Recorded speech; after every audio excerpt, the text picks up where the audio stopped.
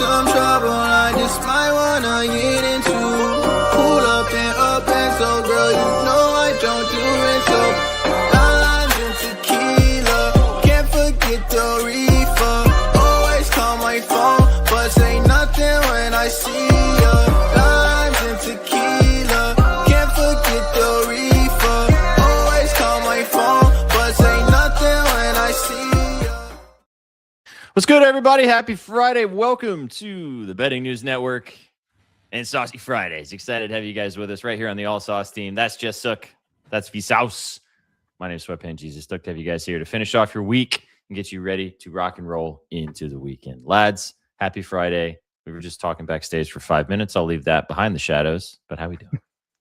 Yeah, great conversations in the shadows. Sorry, chat. That's not for the public domain. Not so much you guys, but we're live. Big weekend, boys. I'm excited. Big slate going right into this playoff weekend. We had Ole Miss last night. Break my heart. I'm sure Indiana will tonight. But full slate to look forward to. I'm very excited. Suck, how you feeling? Feeling good, ready to talk about all of these games. It's a very tasty slate. I think there's some messy games we're going to see, and I do think that on this Friday night, there's a lot of fun to be had.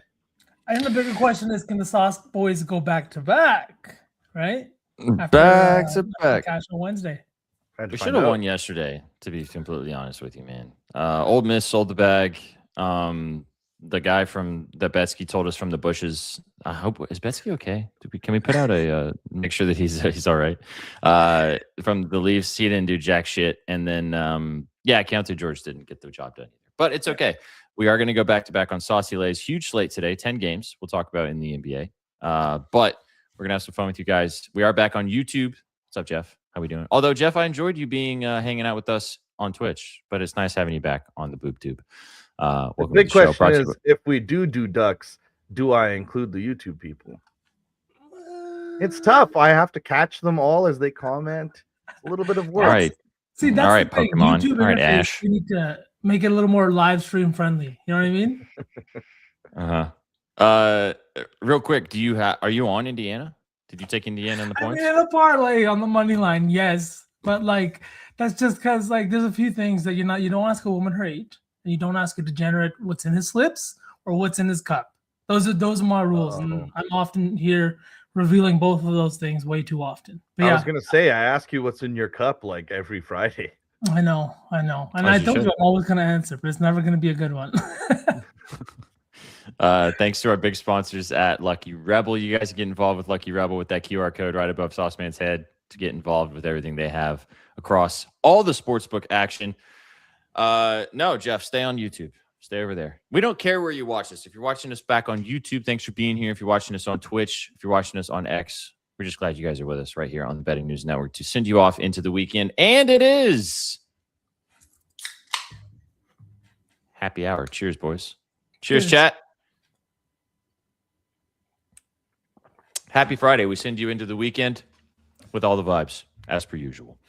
We're going to talk a little news with you guys because there has been some NBA news, which we're getting to the point of the season right now over the next 2 or 3 weeks where we're probably going to be talking news for a good portion of the show quite often because I would imagine there's going to be a lot of things. And then we're going to jump in, talk about this really tasty slate. I'll pull back the curtain for a second and I'll let Sook take it away talking about some news. Sook texted both of us today that he wants to wine and dine this slate. Wine and dine it. And Sook usually is the type of guy that when we have a big 10 to 12 game slate, he's terrified. So the fact that you said you wanted to wine and dine this slate, I am just so excited. If you have anything less than 4 plays, I might just drive over and fight you. Hey, bang on. There's 4 I'll share. Obviously, I still have weird ones in my personal bet slip that I probably won't give out, but just give a wink too as we go through the slate. But I'm equally excited for all of the news that we have. So I'm so pumped for today's show. The beer is flowing. And honestly, we're finally at that portion of the NBA season where GMs are finally making moves. Dudes are leaking reports into the media. Our timeline is full of the drama. And if you're an NBA fan, you have to admit it to yourself in the mirror that we're here for the drama half the time. Dude, absolutely. This is one of the most dramatic leagues in the in all of major league sports, right? So I'm here for it. Let's get into it. Alex knows the vibes also. What's up, Alex? How we doing? Big announcement coming for the intern next week. Ooh. I'll save it until next week, but we got some fun stuff right here on the Betting News Network. No giveaway today, so you don't have to load up the ducks, Sook, unless I'm just this beer hits later and I feel frisky. But we'll see. You have to stick around and find out. We'll fuck around and find out. All right, let's jump to some news. What do you want? How do you want to take us? Where do you want to go? I'll let you guys pick. I think maybe we end with Kawhi and then quickly touch on Ja and trade because the Ja thing is a little bit touch and go, and trade has already happened. So, you guys want to start with the guy that's already been traded or the guy that's waiting to? Let's discuss the guy that's already been traded because the more that I'm thinking about this situation, I'll just start us off. The more I'm getting on board with it. Initially, I texted you guys, I was like, what the fuck is this? Trey's not playing. What's going on? Like, they've been super feisty. They've been competing over the last 5-6 games. And it's been a situation in which that I think that they were playing and having fun. You bring in a guy like Trey, that offense isn't going to get any worse. And the defense is already really bad. But in my opinion, shutting him down now, if you are competing for a top 5 pick with how deep this draft is, you add a guy like Diabate or Boozer or even Darren Peterson. These are all guys that can make a significant change, not only to the franchise, but they're immediately playing with other talented stars. A guy like Alexander Sarr, who is looking like the best pick out of that draft, possibly. A guy like Trae Young, who's making everybody around him a lot better. And then you add in guys like Bilal, Trey Johnson, Kaishan, like the roster's loaded with young talent. One more top 3, top 4 pick might just, do the trick. And the weird thing is, too, right before you say SPJ, he could just walk away. He has a player option. He could literally just walk away. That's why we didn't see picks in this trade. So this might be a short and sweet union. So is it like full on that Trey shut down for the rest of the season? Is that like... I haven't said it openly yet. They posted a picture of his jersey today. They're like, it's official, blah, blah, blah. Is he going to wear that jersey at any point this season? It remains to be seen. I mean, to announce him out with 2 injuries right away is very interesting because they're going to say he's banged up, not just a little. Before they said it was a knee, now we're hearing MCL stuff. And I know obviously it's in the same area, but like the specificity coming out now after so many weeks of rehabbing it and, what's going on there? Well, there is a difference in trying to compete to win, get to the playoffs with the Hawks versus, as you said, just the Wizards are not making the playoffs. Although, please get over your win total, Wizards. I just want to bring up this point because as a former Trae Young hater and somebody who has become a Trae Young at least understander of what he brings to the table over the last 18 months, I guess. Do you guys know who leads the entire NBA in the 2010 or 2020s? Excuse me. Yeah, the 2020s in assists. This man right here. Trae Young. He's also 9th in scoring. Yeah. I was going to say also like just points per possession. I think he's number 1 as well. And points per pick and roll. I think he's number 1 as well. We can say that old lollipop head, as SPJ likes to call him, can get beat up on defense, but that's a stature thing, not an effort thing. I still will be the one that says if he ends up in the right system, he can have a Steve Nash-like effect on a team. He's also the guy that is second only to Luka Doncic in most points accounted for in terms of his scoring and his assist, right? He is a guy that does so much, and that's saying something because a guy like Nikola Jokic exists. You know what I mean? But Trey is second only to Luka Doncic. He's just been that integral to his the team's offense. I really think that he's still going to be a really good player in the NBA. And like Alex said, they got him for nothing. Nothing. An exotic bag of chips. What's your favorite exotic bag of chips? Oh, Magic Masala Lays from India. They actually just brought them over to Canada. So last few times I walked through a Walmart, I grabbed them. This is going to sound exotic to Americans, but ketchup chips, man. Ketchup chips. They're not exotic. I know that going to sound basic to all the Canadians in chat and Sook, but are Takis considered exotic? I guess. They're more mainstream now. You know what I mean? Pick something else. Yeah. No, but Takis are. Oh, dude, I honestly now want to fuck up a bag of Takis. All right. Well, that was some fun chatter about, and I do still call him Lollipop Head. He will always be Lollipop Head, even though I respect him now in his game and what he brings to the table. I want to talk about Ja. Are we done with Trey? We can can table the Trey stuff. I want to talk about Ja because obviously it's came out today that Shams reported that Ja Morant is on the chopping block. He is looking to be traded by the Memphis Grizzlies before the trade deadline. I have a feeling, and we've talked about this. Maybe you guys agree or disagree. I don't know. I think he's going to get moved. I think that this is coming out right now because this is turning into Ja's going to go somewhere. And now it's just a matter of where does he go? Do you guys agree with that? Before we kind of talk about a couple of destinations that would be, we've talked about it in passing before, but now that it's fully on the table, we can chat about a few places that it would be fun for Ja. Do you guys think he's going to go before the deadline? I'll cheat a little bit here. I do think that the union is over, the marriage is over. They're headed for a divorce here, but I don't think that there's anyone that's willing to house Ja, anyone that's willing to get into bed with him. He's proven that his play has regressed a little bit. He's also never disproven that the off the court stuff won't come back because he continues on with the insane celebrations, introducing new ones. So I really don't know if there's a trade market for him. Like, I even think there's less of a trade market for Ja than there was for Trey because Trey had no off the court antics. He was producing on court. He went to an Eastern Conference Finals. So weirdly enough, I do think that it's over, but I think it happens in the offseason and not during the regular season, but I could be wrong. The reason I kind of think that it happens in like right now mid-season is it was an insane report to just drop that you're going to continue this rebuild around Jaren Jackson Jr. Like, can we be so serious right now? Can we just say that, hey, we're going to enter a rebuild? I get it. 2023 Defensive Player of the Year, but the guy's never even averaged 25 points per game in his career. He is not going to be a guy that's averaging 12 or 13 rebounds per game. I don't understand how you build around him, right? And I don't think that that's exactly what Memphis is doing. To me, it's like they're signaling, even the reports saying that multiple teams are interested. So doesn't that seem like something that Memphis themselves leaked rather than coming from multiple teams? And Memphis also definitely is the one saying like Memphis saying we're going to build around JJJ is just because they have egg on their face from giving him the whole bag of $240 million just this offseason. Like, don't you think, SPJ, like, don't you think that this is just them being like, okay, we've messed up for 3 years straight, and now we just have to blow it up and let everybody know we're willing to blow it up? We talked about this in the offseason, that it was one of these two guys was going to get the extension, and one of these two guys was going to be the cornerstone of the franchise. And we all kind of thought that neither was a good option, but they were going to have to choose one because they couldn't do both from a financial perspective, and it just didn't make any sense. And they made their choice, and now they have to live with it. I think that you can still try to build around Jaren Jackson, but you have to get more talent. Like, there's just no other way around it.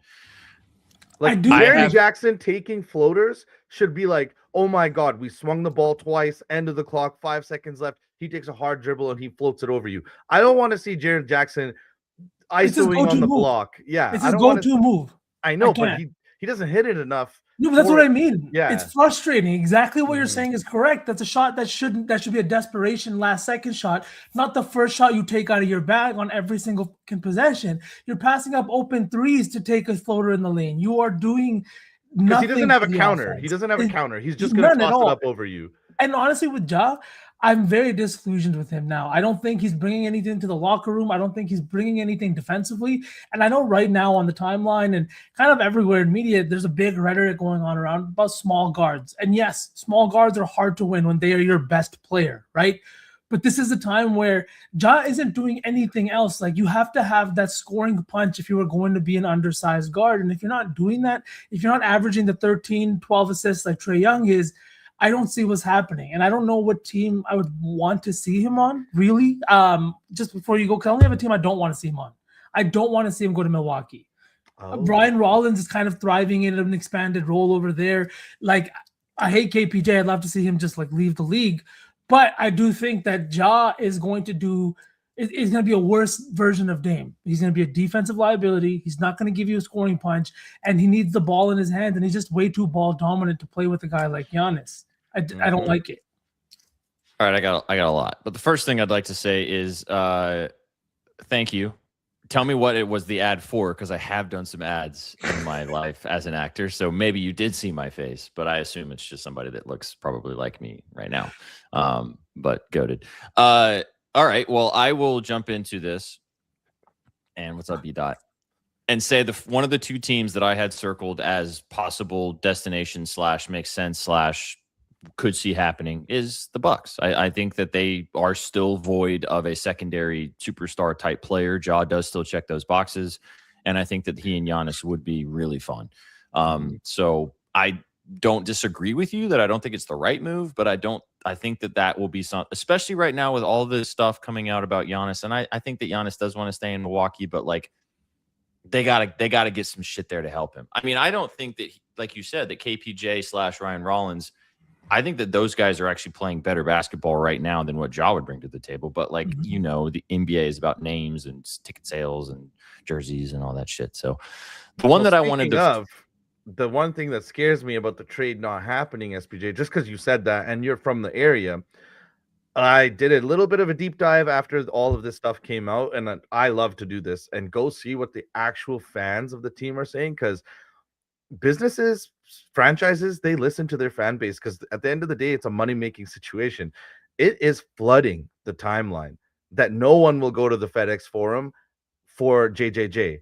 If they trade Ja, there are literally season ticket holders on the timeline going insane that they will just cancel or not go to games if this is what happens.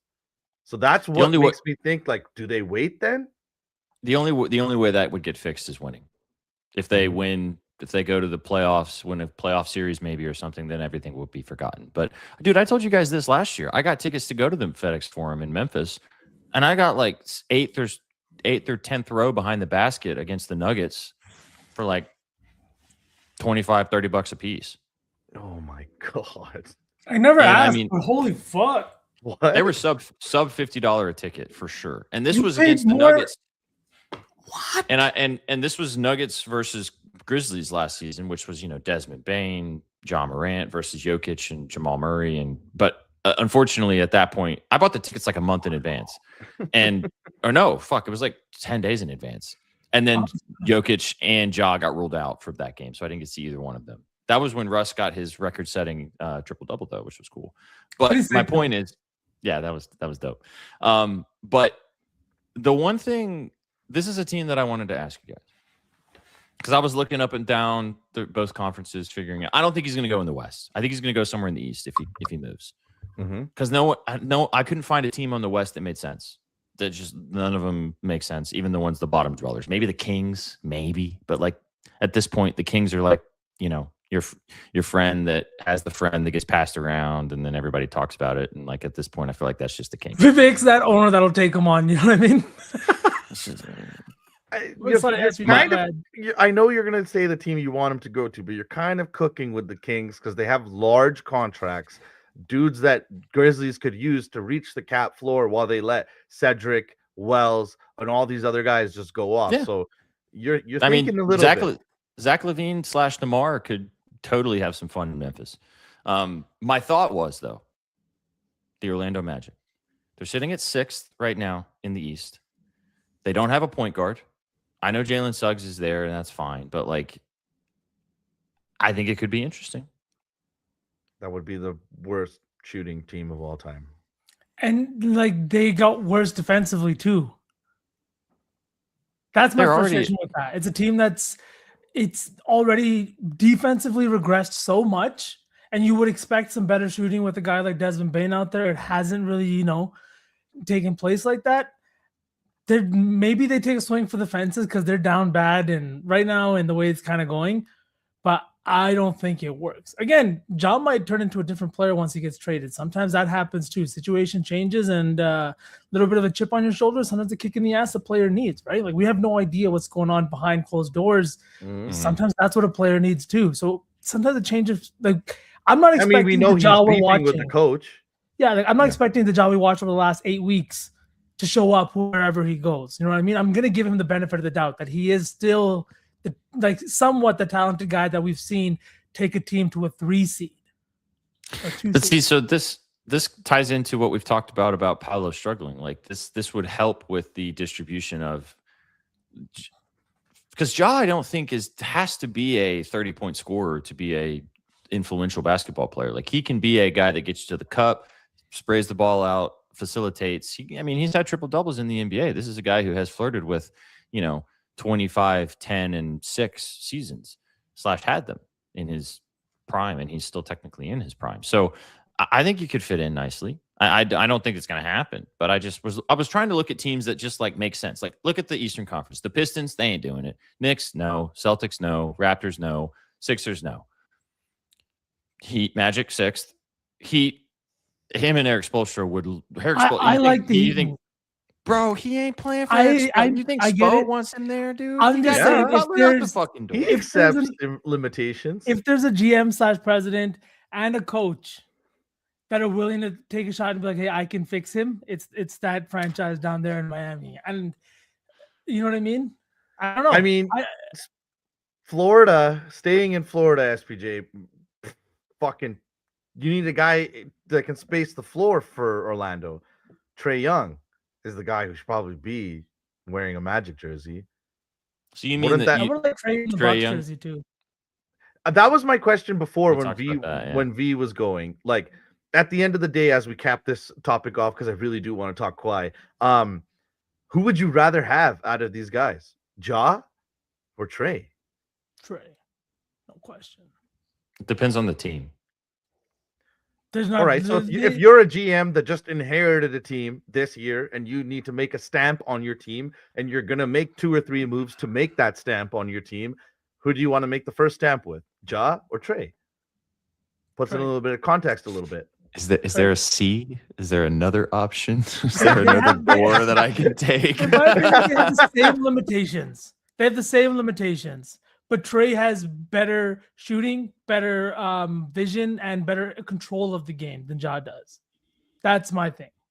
If I'm trying to get butts in seats and grow a franchise to the point where it's becoming like popularly like relevant, probably Ja. But if I'm trying to actually go and win and be relevant that way, probably Trae. I will say though that if Trae Young has his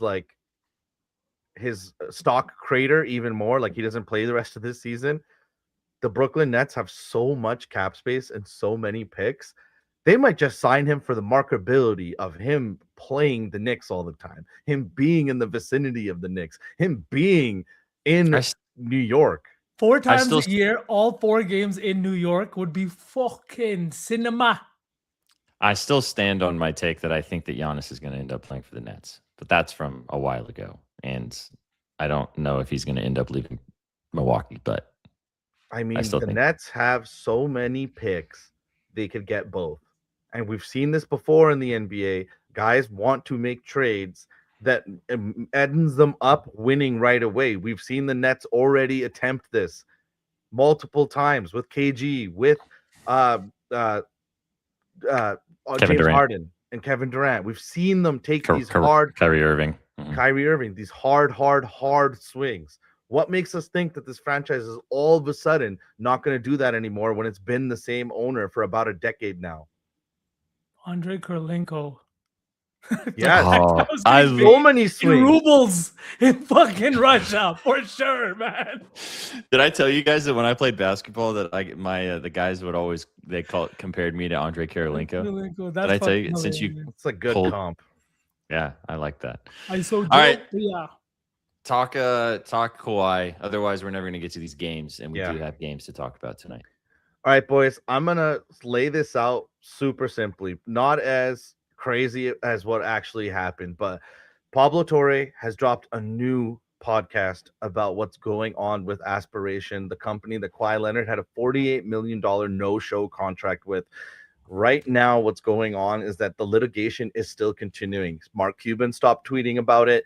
Pablo Torre is still talking about it, though, and he was actually invited by the prosecuting team to come to their hotel room in New York and talk about the situation. And what they kind of dropped on the pod today, and what's the most important thing, is that the Clippers are probably screwed. The NBA has kind of kept this hush-hush because the Clippers are hosting the All-Star game this year, and you do not want a team that has 2 max money players not make the All-Star game. So this team being bad to start the season and with this drama going on, it's very embarrassing for the NBA. But this is probably the cherry on top. In 2019, when Kawhi went to the Toronto Raptors, Fred VanVleet recently came out and said he was talking about leaving from the moment he walked into the building, saying like, hey, I'm not going to stay here. It's a one and done. Kind of not being friendly with his teammates. Kyle Lowry talked about at the time that the locker room was tumultuous, but they still somehow came out and won the chip. So now Pablo Torre is coming out and reporting that a few months ago in Flaunt magazine, Kawhi actually came out and announced Lavish Mountain Productions. Except Lavish Mountain Productions that he just announced a few months ago for animation and movie productions has actually been an LLC registered in Florida since 2019, November, a few months before he started his stint with the Clippers. That company actually purchased a condo on his behalf, and that company is owned by Aspirations co-CEO Larry W. Keel, who also has an apartment in that building. Kawhi Leonard stayed in that place for 5 years. No one knows who paid for it because it was between the LLC and the co-founder of Aspiration with Ballmer. But at the end of the day, Pablo Torre went out and found out who's been paying the property tax on that apartment, and it's one Kawhi Leonard. So it continues on that this was a deep conspiracy to hand Kawhi Leonard not only 48 million, but a premier penthouse in LA.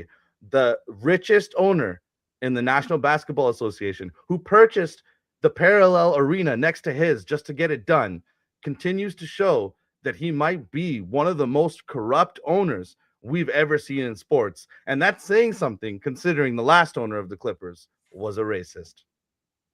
This is like, I don't even know what to expect to come down, because if they're still playing it out so they can get even a Kawhi Leonard into the All-Star game with him playing his ass off, this and that, what kind of deals have been struck behind closed doors that have now incentivized Kawhi? Like, I mean, now I'm looking at Kawhi's like last 10, 12 game logs, and you see the 45-point game, the 20-point fourth quarter.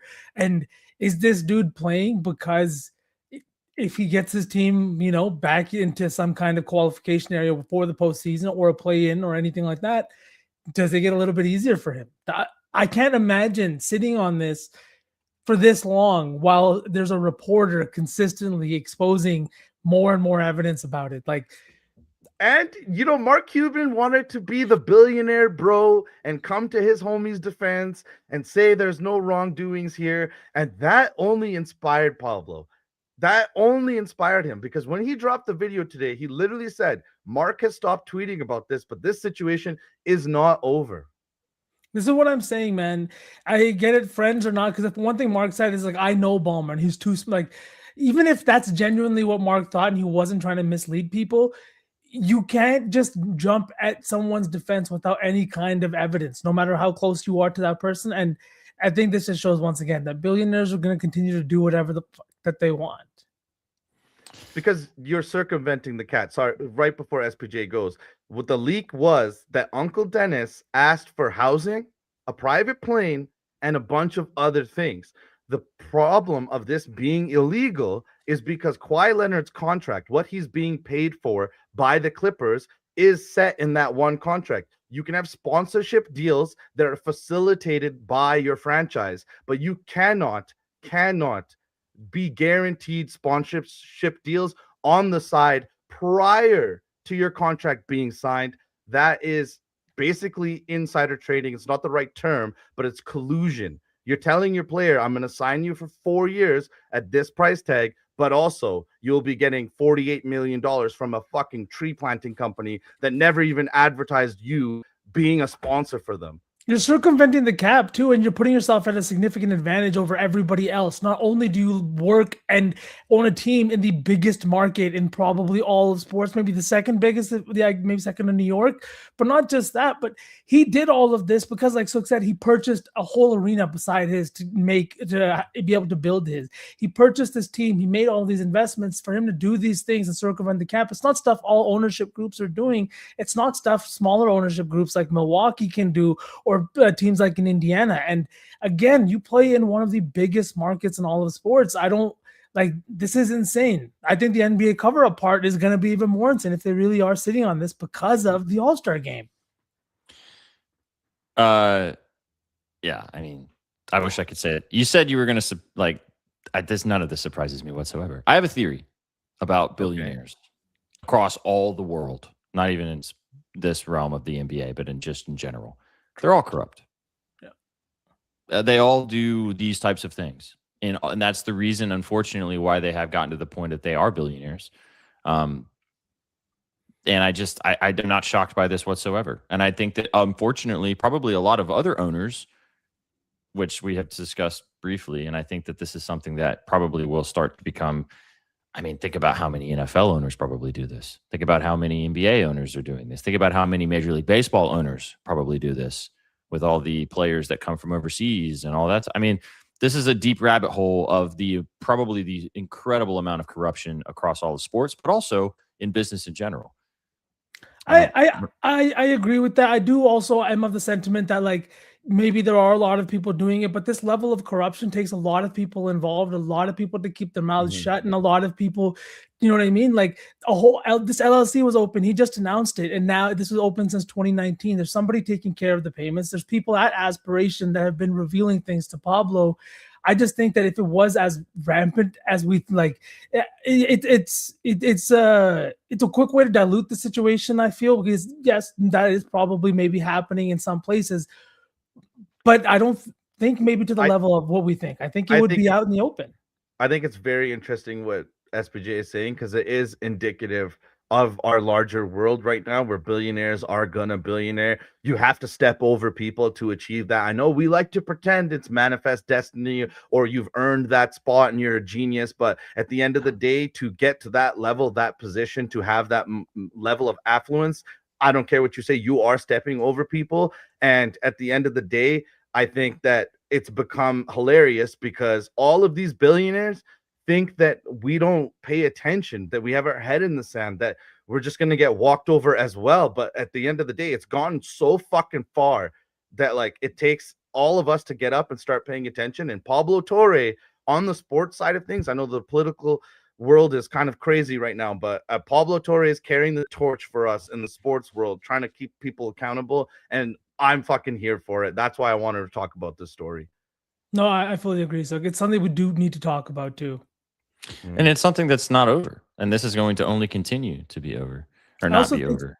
I just want to say this because I think sometimes people don't conceptualize the difference between even 100 millionaire and a billionaire. You know what I mean? Yeah. So like it takes a lot, and usually a lot of bad stuff to, get to that point. Yeah, most people just don't pay attention, which is the problem. Don't be ignorant. This is why I love ignorant, chat. Also, did you guys know there are 10 games? Ma, thank you for informing us of this wonderful piece of information. Wow. And we have to be out of here in 25 minutes? That's crazy. Don't be petty. All right, boys. Chill out on it. Chat's having fun. Hey, man, we got to tell you guys this information. We're also people. We want to talk about the world and let you guys know, like, you guys tune in for the winners, but you 95% of the time stick around for the vibes, and that's why we're here. It's because we hit a lay on Wednesday. That's what it is. We hit a lay on Wednesday. I get it. Or we're about to hit the slate lay tonight, apparently, from Jeff. You know what I'm saying? Let's get it, boys. I'm locked in. All right now. No, I think we can all just agree. Fuck the rich. Yeah. Yep. None of us are. Chat. We love you guys. We're rich in love and basketball fandom. How about that? I want to change that, because a lot of people right now are getting so fucking like touchy and bitchy about shit. Sorry, I'm a very political person. I'm so sick of everyone being so touchy and bitchy, and the eat the rich makes them fucking cry because they want to be rich. Let's just fucking deal with the greedy. We don't need to eat them. Let's deal with the greedy. That's a great way to put it, Tug. I love that. I really Speaking of being greedy, let's be greedy tonight. All right. 10 games on the NBA slate. And we're going to pick a play in every game. We might skip a couple. But no, the slate's pretty tasty. As Sook said to start us off, he wanted to wine and dine it. So let's find out. There's a couple other things, but we left that in the group chat. Let's get it.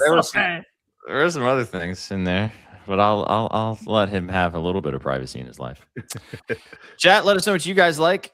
And if you guys are having a good old time on this beautiful Friday evening, Let's get it. Pelicans, Wizards. This game on paper is gross. Two of the worst teams in the NBA. However, you guys know how we roll. This game is deliciously tasty. 2.5 point favorites are the Pelicans on the road in the district tonight. Friday night in Washington. And chat, I don't know if you know this or not, 242.5 point total. The baddies get out in the district. I don't know what it is in that DC water, man, but the baddies get out in the district. It's probably going to be on display tonight. Huge total, 242.5. I got to play in this game that I love, but I'm going to save it for a second. What do you guys like in this one? Dude, there was a couple of plays I was looking at in this one. Honestly, let's just kick it off with this young kid, Kaishan George. The volume has gone up a lot. He's starting games. The PRA is something that I'm really, really looking at. And the thing is, this is a Pelicans team that is terrible out around the perimeter. We saw that one game without both Middleton and CJ, and everybody felt like they had the green light from the perimeter. And honestly, they did. They had a ton of wide open shots against the Magic, and it's exactly why the Magic got benched early into that third quarter. The Wizards are kind of rolling right now. I know that Middleton is going to be back in the lineup tonight, but this still feels like a team that is just thriving on their youth. Middleton's not playing more than 25 minutes. He's not even taking that many shots out of the offense. It's honestly why there's a couple of these guys I was looking at. Sar for 2+ threes at plus money. I know I took that in the last game. It didn't hit. He was 1 for 1.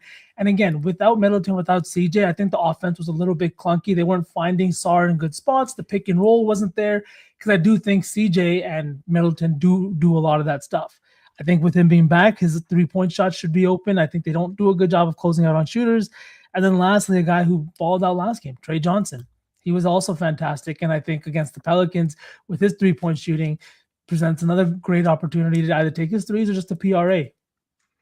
But like I said, a lot in this game. We all texted about this game, chat. From a perspective of the teams you want to watch in the NBA, I don't think many people are going to be tuning into this game. However, we all love both of these teams for different reasons, and I spent way too much time labbing this game. Way too much time labbing this one. I told you guys this. This might be my favorite play today, and I'm gonna go down with the ship here. So, how do you say this guy's name in an Irish accent? Jordan Poole. Jordan Poole. Give me Jordan Poole. I boosted his threes. I took a boost on it. Over 2.5 is a little juicy for an individual play, but I boosted it to -125. He used to play for this team. This is his first game back in the district after not being a member of the Wizards anymore. He took 11 3-pointers in his last game. Got over his points line, hit 6 threes. I think he's just going to get out there and absolutely huck tonight. Trey Murphy is questionable. I think that he is going to play based on news that I'm seeing right now. I don't know if we're getting confirmation. Still questionable from what I can see. But, man. Jordan Poole. Over 2.5 threes. I would not be surprised if I looked up tonight and Jordan Poole had 35 points. I would not be at all, yeah. Honestly, this is one of those games where he's going to take a lot of shots. Like all the metrics say he's not efficient. All the metrics say all that stuff. But the metrics also say he loves to shoot the ball. So... yeah, Jordan Poole. I actually did have this. I'm gonna start fucking texting my plays to V because this has happened 2-3 weeks in a row where he's putting up the same plays as me. I also did take Kaishan for his PRA. It's been very, very good. That PRA has hit in 5 of the last 6 games versus bottom 10 defenses for rebounds allowed at the shot guard spot. He is a very good rebounder, and they're trying to develop his outside game and get him into like a Lamar Odom light. A lot of people are getting very excited about this kid. The line has sit in 7 of 10 straight up. Special player. And weirdly enough, because I like Lou Dort, I've seen him throw some nasty, dirty plays, toss some guys out of bounds, play super hard. I do like the hard-nosed mentality he brings to the game. So I went with Kaishan. But before I give you guys the other play, I have to lay out this narrative for you guys. Today we have 2 SEC freshmen that were going up against each other. They have been compared to each other since high school, and it's continued on. And randomly, the last year, they've gotten away from each other. Trey Johnson and Jeremiah Fears were both SEC true freshmen, and it was a big, big deal. We had both Bleacher Report and Sports Illustrated put out long form articles about comparing who would be better in the NBA, who deserves to be considered the best true freshman next to Cooper Flag. It really came into it at a head when they played each other in March, and both these guys went 2 for 28 playing against each other, including Trey Johnson going 0 of 14, boys. So I do think that both these guys have these games circled, because after a couple of years of being compared to one another, they were separated for a full calendar year, and now finally they get to play each other again. So I did actually go with a play in this one, and I zigged when everybody else zagged. I went Jeremiah Fears 2+ stocks plus 115. It has hit in 4 straight games, and he's actually had a 7-steal game already this season. We just recently saw a fellow rookie, VJ Edgecombe, go against the Wizards and have 5 stocks. Wizards are 29th to steals allowed, 26th to block allowed, and the kid has been very consistent, but the way that he's stayed in games is playing defense. And boys, he's inconsistent because Jeremiah Fears didn't turn 19 until 10 days before the NBA season started. So I got 2 plays in that one. Fears 2 stocks, and Kaishan George 23 PRA. Dude, I was just gonna say, hey, they're all drafted in the same draft class. But look, thank you for adding so much more color to it. I love the play because of that too. Also, Derek Queen's in this matchup. I'm not gonna bet him again after the way me in Atlanta. But I like this Trey Johnson. The way he fucked you in Atlanta. All right. Yeah. Whoa. Yeah. Double pause, triple pause. But I will also say, so the Fears play. This Wizards team is not going to be like, they don't have CJ. He was a very ball dominant guy that did a lot of the ball handling for this team. Mm-hmm. A lot of ball handling. Can't keep saying that. But just stop. Just stop. Yes. Stop while you're ahead. Bad. Stop while you're ahead. You taking anything with Trey, SPJ? I saw your eyes light up when I was saying the beef. About Trey Johnson? Yeah. No, I didn't bet him a little bit. No, I didn't bet anything else in this game besides Poole. I looked at Poole, felt good about Poole.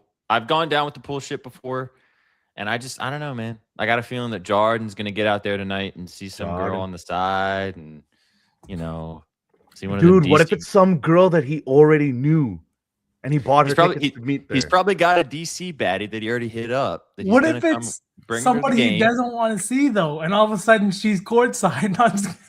He's going to want to hoop even harder. Yeah. Last point on this, just to make it a tiny bit serious. He did hit 6 threes in his last game against Atlanta. He took 13 of them. Played 38 minutes. That was the first time he played like substantial starter minutes, and I think that he's probably going to play similar to that tonight as well. So, yeah. All right, we got to move. Otherwise, I'm sure we could spend a lot more time on Wizards Pelicans. But what do you guys want to take in this game? Trey Johnson, PRA. You guys both like you don't want to take the play that you're both on? I was thinking about keeping Kaishan for the saucy. That's my only thing. Let's avoid that, dude, because that game starts at 6, and I don't want us to have we might run out of time. Cool.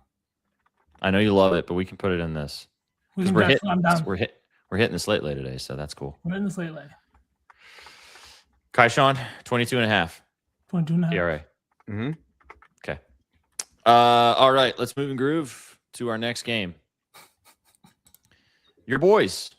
Oh, great. Celtics taking on the Toronto Raptors tonight. 223.5 point total. 10.5 point spread for the Boston Celtics. Number 3 in the MVP ranks. Keep it together, lads. Jaylen Brown has been absolutely cooking so far for the Celtics. Raptors coming in a little banged up. Scotty Barnes is out for this game. Brandon Ingram also has been ruled out. So that is explaining the 10.5 point spread. I got a play I like a lot. Maybe my favorite today. And you know what? I'm going to go first because I know you guys are going to want to just glaze green. So I got a better number on this than what I'm seeing right now because of the Brandon Ingram news. But I really like RJ Barrett in this game. RJ Barrett over 28.5 PRA. It's up to 31.5. I like it there too. I prefer the 28.5 that I got, obviously, but he has destroyed the Celtics. You guys know this. For some reason, he loves playing the Boston Celtics. He's at this PRA line in 3 straight games. He has had a triple-double against this team. I know that because I bet it last year, which was really fun.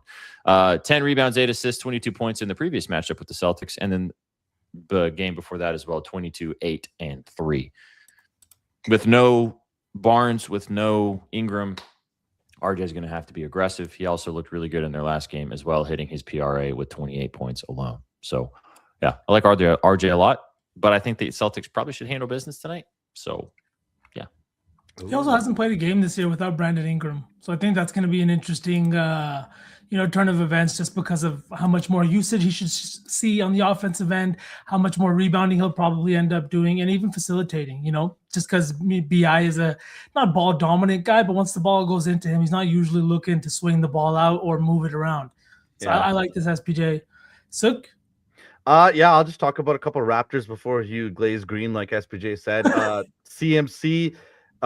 CMB, sorry, his RA definitely looks in play again. We've seen him have kind of outlier stats from the assist position and also have a big rebounding game. So Murray Boyles, definitely look into him if you do want to bet this Raptor side. I just don't want to bet against the Celtics, so I just have these as leans. And then also Sandro against bottom 10 teams for 3-pointers allowed. Volume-wise, Sandro hits this line very consistently. We just saw him hit it the other day. It's going to be absolute sweat. He's only going to get 2 or 3, but the line is 1.5. I think that's definitely worth a look as well. But I just had 2 leans on the Raptor side because Murray Boyles, his RA does look very enticing. I mean, his rebounding line was 5.5 last game when you gave it to us for plus money, and now it's up to 6.5 after that 15 rebound game he had in their last one. Right, V? Tell us why you're betting Jaylen Brown. Hey, third on the MVP ladder did get me bricked up. I'm not gonna lie. Okay, that shit means something to me, man. All right, but regardless, am I gonna bet JB? Not really. The 10.5 point spread kind of scares me with everybody sitting. Even though I do think this is a game that they keep fairly close. The Raptors play us very closely. We are a divisional rival, and I think that this is a team that's going to compete no matter who's on the floor. I also do think that this isn't a situation of them like taking the game off. They're just sitting there, guys, because it's regular time to sit. And I think that RJ is going to have a big game. The Celtics are bottom 5 in wide open 3-point attempts allowed over the last 10 games. And it's something that they've really been struggling with. Like Sook said, there's Sandro. There's even a guy like RJ Barrett, whose line is sitting at 1.5, juice to the over, and even quickly. It's still juice to the over, but I think there's going to be some open shots for players around the perimeter. The Celtics have been rebounding the ball better, but I do think there's some holes. A guy on the Celtics side I was looking at is Keita. Just because of the lack of size on this Raptors team, now you remove both Brandon Ingram and Scotty Barnes from the equation here. Scotty Barnes is also the #1 guard offensive rebounding guard in the NBA right now. You take his pressure that he puts on the glass out of here, I think that just opens up more defensive rebounding opportunities for a guy like Keita. The line's sitting at 8.5 if you want to take it there, or you can just take it at 10 and go to plus money. But I did like that one a lot. I mean, 8.5 rebounds. Guy just had 20, 13, and 9 in his last 3 games. So, I think it's gonna be a fun game. Yeah. You guys want to talk about You guys want to talk about Dick on a Friday? Hey, I just said wide open 3-point shots. My frustration with him is he's a great shooter. We just need to see it translated to big numbers. But nothing. You want to see Dick be bigger? Okay. Oh. Fair enough. Isn't it crazy that they basically just said one guy can no longer do jersey exchanges like that? Yeah, like, they that's literally basically the rule. No, it's been okay. It's been all right. That one I'm a little down there. Yeah. What do you guys want to take in this game before we move on? I do like Sandro for 2 threes. Yeah, I can get down with some Sandro love. They're missing a lot of guys. I actually kind of like the Murray Boyles play for the saucy lay. Yeah, 9.5 for the slate lay. Sorry. Yeah. Let's do that. 9.5 points. I mean, he's gonna have to RA. Oh yeah. Okay. No, they're both 9.5. That's why I got confused. And they're really pushing this guy to learn to pick the ball up off the rim and go in transition. So my frustration with Sandro is because Darko is so enamored with CMB. Then we ride the guy who he's enamored with. Yeah. All right. 2 games down, 8 to go. Let's move. Magic taking on the 7. You guys have anything else in this one? No, yeah. I just looked at Murray Boyles and I like it a lot. That's it. Move on. Okay. Magic 76ers. in Orlando tonight, 227.5 point total. The Orlando Magic are 3.5 point doggies at home. Joel Embiid was questionable earlier. He is now probable. So it's looking like Joel Embiid's going to play once again for the 76ers. Paolo struggled. PB No J has been this season. However, we'll see if that changes tonight against the Sixers. Tyrese Maxey, though, has been fantastic. Hasn't had good games necessarily against the Magic, but see if that changes tonight. A little bit of a lower total. I don't have anything in this one that I liked. Nothing really jumped off the page for me. Do you guys like anything in this game? I have a play in this one. Vsauce, you want to go first? Nope. Go ahead, Zook. I got nothing. You got nothing in this one. I was looking at Paolo. It's hard for me to trust him. Joel's back and he's playing regular minutes. I honestly, not a clue. Not a clue. Well, then I'll talk to you about Bimini Dwayne Wade. The line is low again. BJ. 24.5 PRA for this guy who is 100% chasing down the rookie of the year. And I don't care if Joel plays or if he doesn't play. Straight up, he's hit this in 8 of 10. With Joel, he's hit it in 7 of 10. Without Joel, he's hit it in 6 of 10. It's just a very low line that I do think that the books are kind of mispricing because Maxey is that premier guard. Maybe they're afraid that McCain is going to bump up and Grimes is right there. But VJ has definitely proven to Nick Nurse, who loves his rotations and sticks with his rotations, that he is the guy. So I'm going VJ Edgecombe over 24.5 PRA. He already had a very good game against this Magic team. This Magic team is big, strong, but I don't think they're the most fleet of foot. And the Bimini Dwayne Wade has been absolutely trying to catch bodies on every single night he plays in the association. So if they're going to continue to put this line down, I've been playing it at 25, 26.5.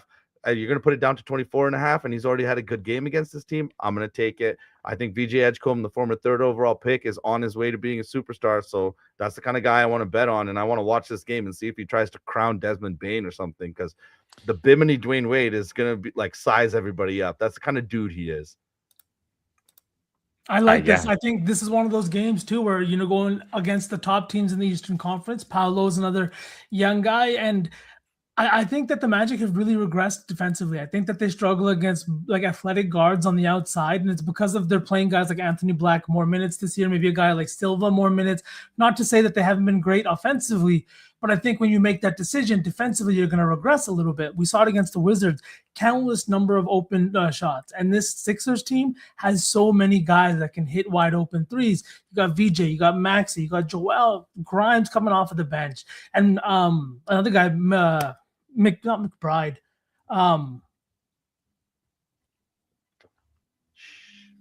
McCain, Jared McCain. I literally said his name 2 seconds ago. I know. That's what was like. I was like, wait, holy shit. But McCain didn't sound correct because I was thinking McCain fries. I was like, nope, that's your brain fucking you up. But yeah, I like it, Suk. I think this is a good spot. I think it's a good spot for VJ. Let's take VJ, PRA, and let's move and groove. Because I don't want us to run out of time, and I think we don't really have much else to say on this game, yeah? No more names to get stuck on. VJ Edgecombe, 23.5 PRA. You can get a little better line than Sook did, but I don't think it really matters. All righty, let's move. I like this play a lot, Sook. I'm with you. Let's go. Therefore, it's in the slate light. Oh, man. We just talked about this team. This game stinks. I like V's play in this one, though, but I didn't end up betting it myself. However, I think that's the only way to really bet this game appropriately. The Nets taking on the Clippers in Brooklyn tonight. 4.5 point dogs are the Brooklyn Nets at home. 215.5 point total. What is this, a college game? What are we doing? Crazy total, super low. I mean, it's MPJ, right? Gotta be. It absolutely is MPJ. I bet him over 25.5 points. I got minus 115. I think it's sitting closer to minus 105 now. You might get a little bit better odds. But MPJ has been fantastic this year. He is the Nets' best player. He's leading them in points, averaging 26.1 points per game, 7.5 rebounds, and 3.3 assists per game, which is the biggest, I think, difference in his game that we've seen this year. I thought about the PRA line or the PR, but this is a situation against a Clippers team that he's played a ton in his career, 31 times between the regular season and playoffs against this Clippers team. And they just won a 7-game series against them last year when he was still with the Nuggets. MPJ wasn't healthy. The shooting splits were still pretty good, but as we saw, that shoulder kind of gave out in the next round against the Timberwolves.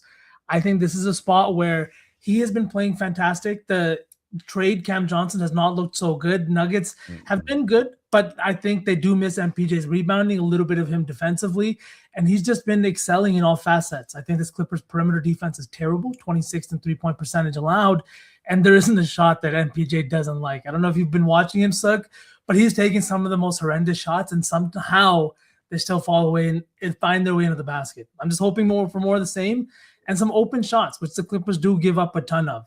So I took the 25.5, and I know SPJ looked at this total like it's ugly. I do think it goes over, though. I really do. The Betalytics model also has this as a 5-star play. Do you think we see points in this one?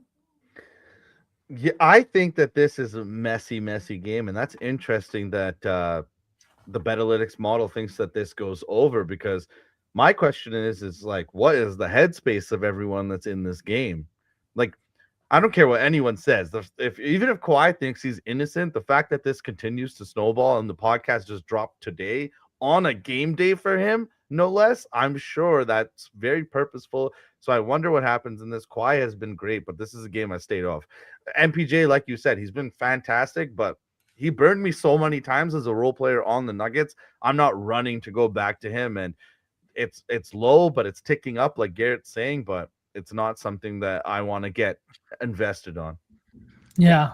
I love this play, man. Sorry, I had to go away for a second, but I love MPJ. Almost bet it again. I think he could drop 50 tonight. There is the Blue Book 50 thing we've talked about. I do have somebody on that I did that promotion for.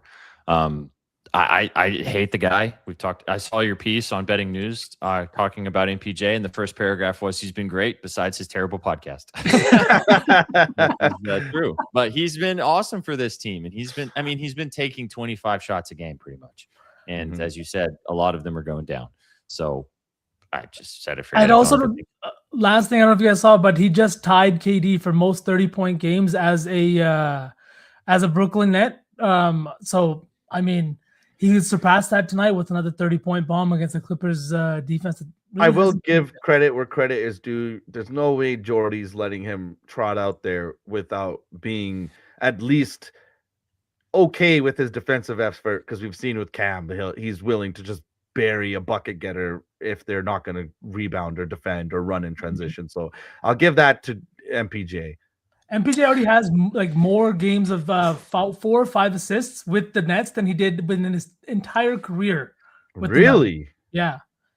Let's put MPJ. Can we do the PRA though? Because I like his rebounding as well and the assisting, like you just mentioned. I think that all of that can factor in here. What's the line?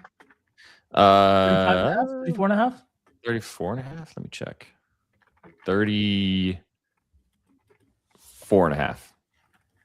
Oh, Michael Porter Jr., 34.5 PRA. Kawhi Leonard is playing. He was questionable in this game, so he's going to be in. It would not shock me whatsoever if Kawhi just dropped a random 40 piece after all this stuff with how he's been playing recently. But that's what I'm thinking too. Like, if there really is a deal, like I know the podcast dropped today, so that would definitely be on my mind if I had to go about my day and still go into work. But if the deal is be an all-star and we'll suspend you 50% of games instead of the whatever. If he gets in trouble, they're going to void his contract. So he has to ball out so someone else will sign him. That's why he's balling out. All right, let's keep going. This is crazy, man. This is why Sook said he wanted to wine and dine this slate, chat. Grizzlies, speaking of Ja, we talked about him earlier, taking on the Oklahoma City Thunder tonight. We didn't get a chance to talk about the Thunder today. We'll save that for the next show, but maybe there's tumultuous air in panic. OKC. Something, However, right? we'll see what happens tonight, though. No SGA, no Chet, and no Isaiah Hartenstein. So a little banged up are the Thunder at the moment. Apparently, Jalen Williams gets to prove the fact that it's all okay, though, by what he said in his press conference. They're due for a little bit of regression. It's okay. They've been so good recently, it doesn't matter. 5.5-point favorites against the Memphis Grizzlies. 229.5-point total in Memphis tonight. No John Morant in the lineup for the Grizzlies. Boys, I got nothing. Take it away. Sook? You can go. I was just gonna ask you guys a question about this, like the iHeart and the importance, like what we've seen with this Knicks team and how they've regressed defensively. Now we're seeing with OKC and how they've been missing him sorely on both the defensive side and the rebounding side. I mean, this guy has been so fucking important to now 2 teams, including a championship squad. I think it's insane. I did not know that iHeart's game was like that. And to see him go from buried on the bench in New York to an integral part to 2 really winning teams, it's been fantastic to see. But who takes advantage with him out again tonight? Well, you've got a guy who no one in chat knows. Maybe Sook randomly knows him. Brandon Carlson will be starting for the Oklahoma City Thunder at center. They just love their white centers. I was going to say, I was holding it back from saying, obviously you found the white boy.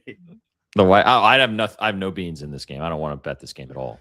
I kind of like the Grizzlies. I think the Grizzlies might win outright. Really? Mm-hmm. The only way that I don't think that happens is if J-Dub gets out there and just absolutely hoops, which he could. He should. He is going to be, number one in this game. I didn't even mention Caruso may not play. As I said, Holmgren, Hartenstein, and SGA are out. Cason Wallace is also out, and Jalen Williams, the other, not the J-Dub, the J-Will, is also out. So, I mean, their bench is a little depleted in this situation. I think Jalen Williams is going to have to play 30 minutes, 35 minutes. You would think that he'll cook. But Colin Coward, holy. Cedric Coward is questionable as well for the Grizzlies. So he may not play. Yeah, I don't know. I didn't like anything in this one. Totals funky. Grizzlies totals sub 230 makes me feel weird. I mean, you would assume this, right? But it's like so scary. Life comes at you fast. All of a sudden, he's the lead ball handler, and it's tough to do. But that's got to be like from the Plum's assumption, no, boys?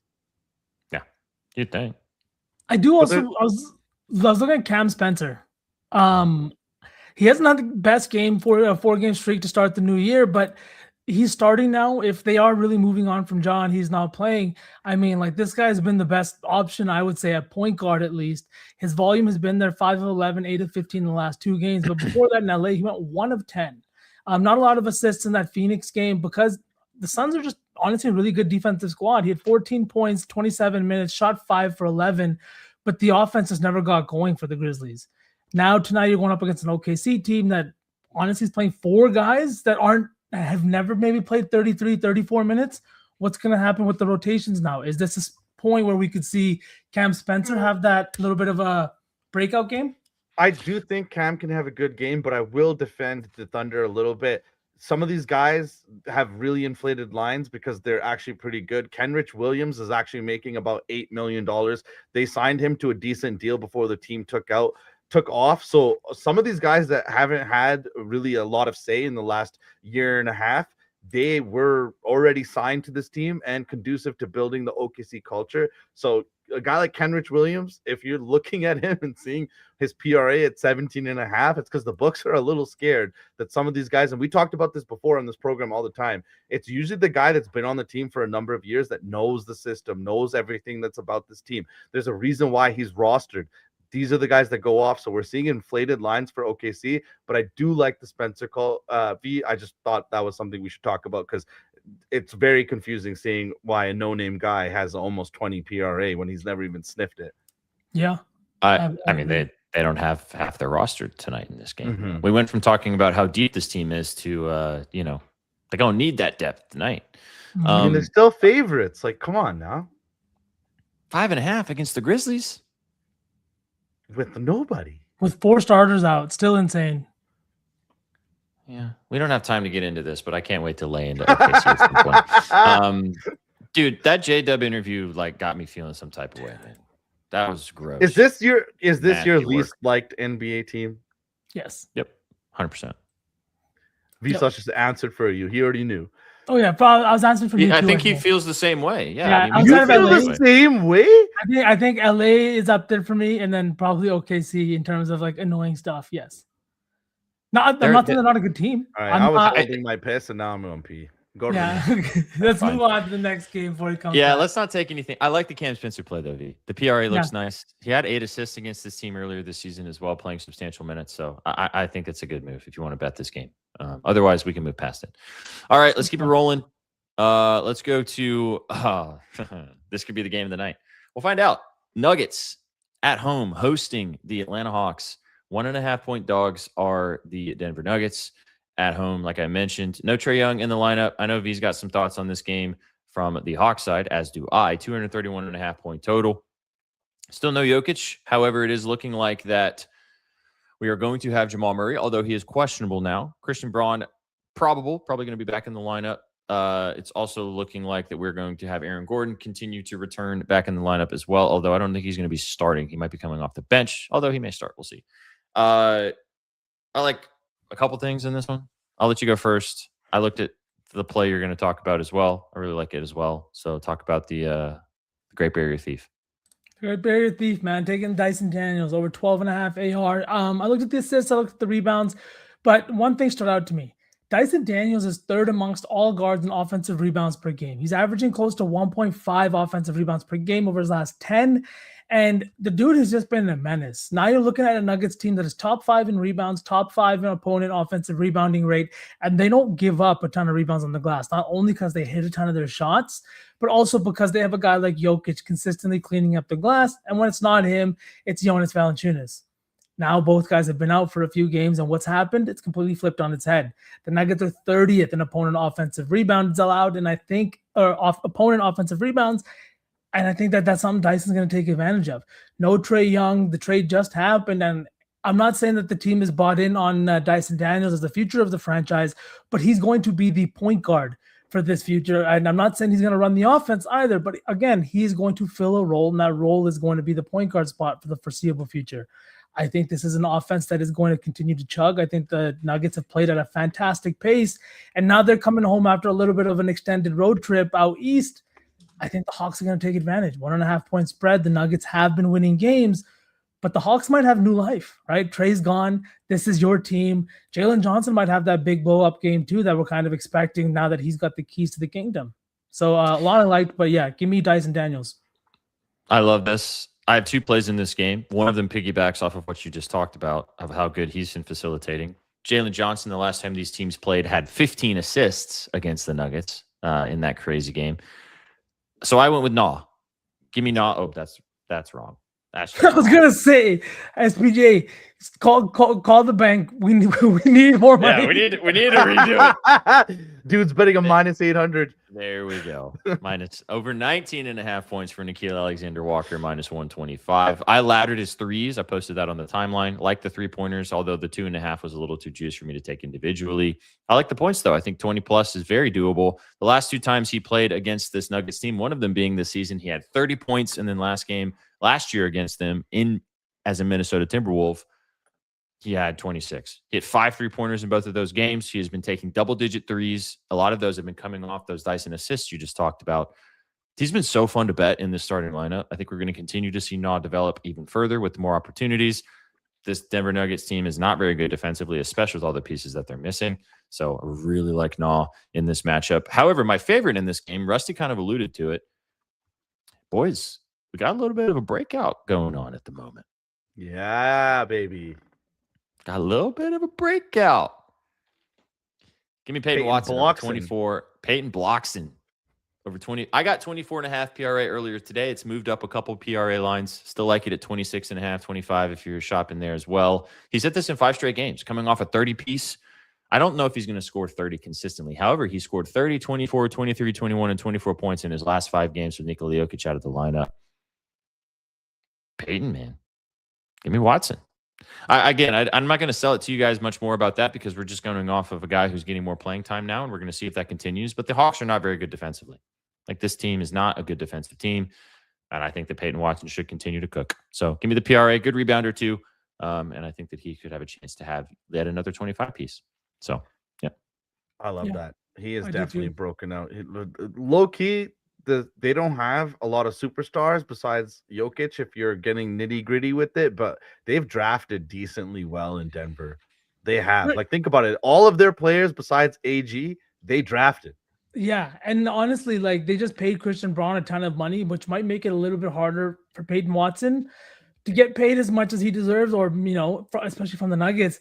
But how much sense would it make that Peyton Watson starts to play well just to put pressure on them, right? Like you just paid Braun all this money. Now you have a guy like Watson doing kind of everything that Braun does, maybe a little bit better depending on how you look at it. I like it. AG is also still coming off the bench, so he's not playing 30 minutes. Mm-hmm. And he literally got capped at 23 minutes, didn't even play the fourth quarter of the last game. I know that because I told everyone to bet the threes, and I took the PRA. Threes hit, PRA did not. Mm-hmm. Okay, well, we talked about one Canadian. Did you guys talk about the other Canadian that's not Furry? Play? Has his status been updated at all since last Still time questionable. Still Furry Murray? Yeah, Furry right? Murray. He's questionable. Yeah. I think he plays, but he is questionable. And just to remind chat, most of the Canadian players weirdly dislike Jamal Murray from the time that he forced himself onto the team and played very poorly for Team Canada. And since then, Canadian guards have been going at the guy. And to his credit, he's been giving it back just as good. Mm-hmm. That is very true. And to be fair, I love Peyton Watson. Been watching his game for a long time. I know that he's awesome. Peyton Blockson. Okay. Peyton Blockson, baby. He was fun to watch in person, too. That guy is long. Athletic. Lengthy. All right, let's move. We got 4 more games. We got about 20 minutes until tip off. Which play do you guys want to take in this one? I mean, this is kind of a gold mine. This should be a fun game.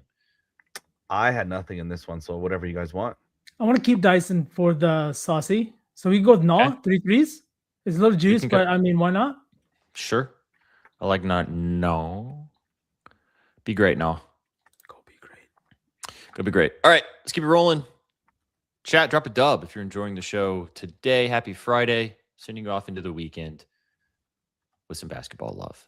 Rockets taking on, nope, we're going to this game first. Knicks taking on the Suns. Skipped a game. In the desert. Chat, you have 3 guesses as to who V-bet in this game as I tee it up one more time. Devin Booker and company welcoming in the New York Knicks. Before you talk about this game, 1.5 point dogs are the Suns at home here, 227.5 point total. From the Plums, I didn't bet this, but from the Plums, I think Devin Booker might drop a 40-piece tonight. Yep. He has had great games against the Knicks. He hasn't really been, we've talked about this, he has not really been the main scorer for this team this season because of the guy you're going to talk about in a minute. But this is a game that I feel like that he might get out there and want to give the business to the Knicks. So no bets from me in this one. I know you're going to talk about your Maple Mamba 2.0, but I think Booker might have a big night tonight. I completely agree. And it's not often that I want to bet 2 guys, especially the number 1 option and the number 2 option, both to score a ton of points. But SPJ, everything you just said is 100% correct. Devin Booker has had some huge fucking games against his team. And you know why? Because he's always on a mission to prove the other guy on the other side of the ball cannot fucking guard him. Mikal Bridges, the premier defender, the guy who helped Phoenix get to an NBA Finals. They went at each other every day in practice for a long fucking time for a huge chunk of their career. He went to Brooklyn. He did the same thing. He's now in New York, and he had 33 and 40 points in the last 2 matchups last year. He's only going to see Mikal twice this year. I don't know. I love Booker tonight. I think that the PRA is fully there on the table if you want to add that little bit of extra to it. I like the points too. I don't think that's too high, 25.5. But Dylan Brooks also at 19.5 points. You know I bet it. He's just been so good. And the reason I bet it today is because of how good he's been at home, averaging 24 points per game at home. His shooting percentages jump almost 7% from 3, 6% from the field, and the Knicks perimeter defense. I say this every time. 26th in threes allowed, 28th or 27th in 3-point percentage allowed. They're not good on the perimeter, and a big reason why is Jalen Brunson. So yeah, I think I'm taking both, to be honest, 25.5 and the 19.5. Perfect. To answer this is one of the 2 guys that I was looking at. I didn't end up taking Booker. I ended up taking somebody else, which we'll get to, but it was close. I really think that D-Book might come out and absolutely soar tonight. So I think the Suns might win outright. King, it's been a pleasure watching our show, but since you're a Knicks fan, you might leave now. So sorry about it. But we love you anyway. Hope you stick around. We're gonna keep talking Paul. So yeah. Maybe I shouldn't say this then, but I will Analytics say also that beating the Knicks. yeah, you like the Suns too. I know. I saw that. I like the Bridges play as in his PRA. He's had good games against the former team. Also coming off a 15-9-5 game as well. His 22.5 PRA felt comfortable. I like that against the, back in the old stomping grounds. So, but I lean with you, dude. I kind of like the Suns. You should like the Suns. Yep. There's only one team in the NBA that's number one in covering the spread, and they cover the spread an insane 70% of the time because no one's realized how good this basketball team is yet. We talked about the internal competition. We talked about the fact that they installed a coach that put up one of the best offenses of all time in Cleveland last year, and now that team looks anemic. Suns money line, boys. I'm taking it. I do think that this other team is sliding. We have a couple guys in this game that love chaos in Josh Hart and Dylan Brooks. So I do think that this will be a back and forth affair, a little bit of a street fight.